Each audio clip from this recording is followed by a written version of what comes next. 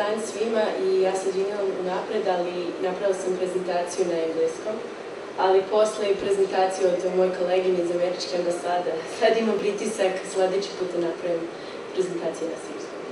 Okay. So, I'm speaking today about how the press represents disability and people with disabilities in Serbia, Bosnia, and Montenegro. Znači, danas ću govoriti o tome kako mediji, kako novine izveštavaju osobe s invaliditetom u Srbiji, Crnoj Gori i Bosni i Hercegovini. And I'm speaking based on findings of a report that we carried out in 2006. To će biti na osnovu izveštaja kojeg su oni pripremili 2006. godine. And why this question of media and disability? Why is this important? I zašto je pitanje uopšte medija i osobe s invaliditetom važno? Degrading or offensive media stereotyping undermines the work that disability advocates are doing in the region to promote human rights of people with disabilities, equality, and full and effective participation in society. Uvredljivo, tako kažem, izveštavanje osoba s invaliditetom umanjuje značaj i efikasnost napora koje organizacije koje se bave ljudskim pravima u ovom regionu ulažu.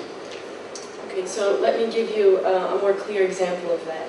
I'll read something to you from a newspaper in the region. Znači, bih dali malo jasniji primjer, navećemo primjer izvještavanja jedne novine iz regiona.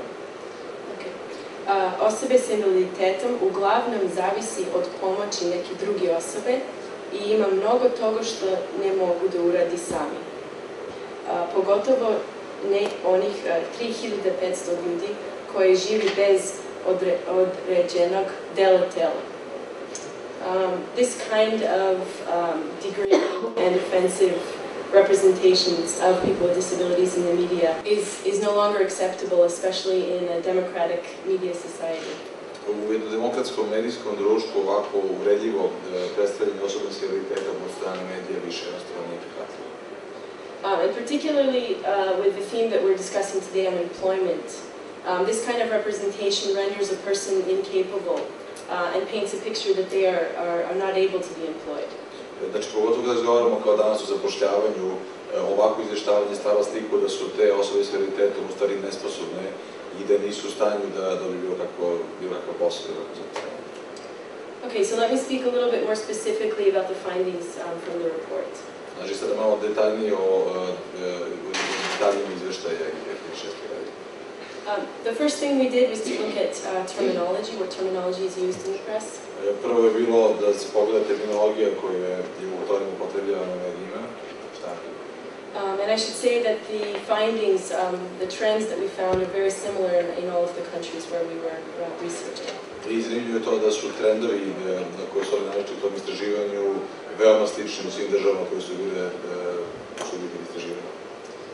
The first thing that is very striking is there's a great inconsistency in the use of terms.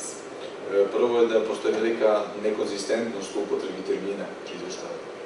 So, for example, in one article you can find up to 10 different terms that the journalist is using.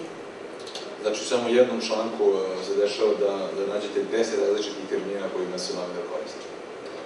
But what's more problematic is that there are offensive terms being used rather than the preferred terminology of osobe s invaliditetom. Ali čak i pri tome ono što je najgore je što se umjesto preferiranog termina osobe s invaliditetom koriste razni drugi, uglavnom uvredljivi termini. What we also found is the term for people with intellectual disabilities is almost never used in terms of osobe s intelektualnim teškoćama. Ono što su otkrili je da recimo se gotovo nikada ne koristi termin osobe sa intelektualnim teškoćama za osobe koje imaju mentalnih problema. And again, you see a great inconsistency in the use of terms and actually almost a confusion over which term to use for this group of people. I opet se vidi velika nekonzistentnost i skoro da dolazi do mešanja, do zbunjivanja pri toj tako različitoj upotrebi termina u izveštavanju. The next question we tried to answer is how is disability framed in the press? Sljedeće pitanje koje smo probali da odgovore s istraživanjem je kako je pitanje invalidnosti uokvireno uopšte u medijima. Meaning what subjects are discussed most of the time and how are they discussed? U smislu koje teme su najčešće, o kojim temama se najčešće diskutuje i na koji način. We found a great deal of focus on disability as a social welfare issue.